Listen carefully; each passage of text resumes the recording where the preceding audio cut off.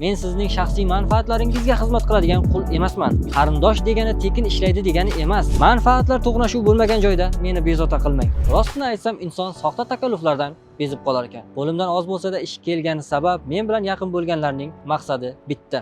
U yo bu tarzdan mendan foydalanish. Qanday bo'lmasin, o'z foydasiga ish qildirish. Media sohasida uzoq vaqt faoliyat olib borish uchun ko'p narsa talab qilinadi. Ayniqsa videografiyada. Har bir texnika qiymatga ega. Men orzu-havaslarimni bir chetga surib 6000 AQSh dollardan ziyod pulni mana shu texnikalarni sotib olishga sarfladim. Hech kim nima yordam kerak deb bir og'iz so'ramadi yoki pul bermadi. Bugun esa hamma tayyor xizmat xohlaydi. Uning bahosi, qiymati, mehnatichi atrofimdagilarga, ya'ni yaqinlarimga buning ahamiyati yo'q. Begona va umuman tanimagan insonlarim bilan ishlash men uchun qulay.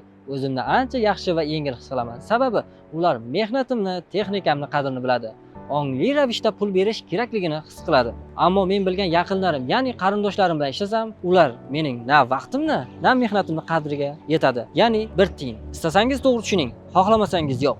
Men sizning shaxsiy manfaatlaringizga xizmat qiladigan qul emasman. Tanish-bilishchilik, qarindoshchilik o'z yo'liga. Qarindosh degani tekin ishlaydi degani emas. Beriladigan pul bu ish uchun, mehnat uchun, sifat uchun. Shartlarim sizga to'g'ri kelmasa, boshqa variantni axtarib ko'ring.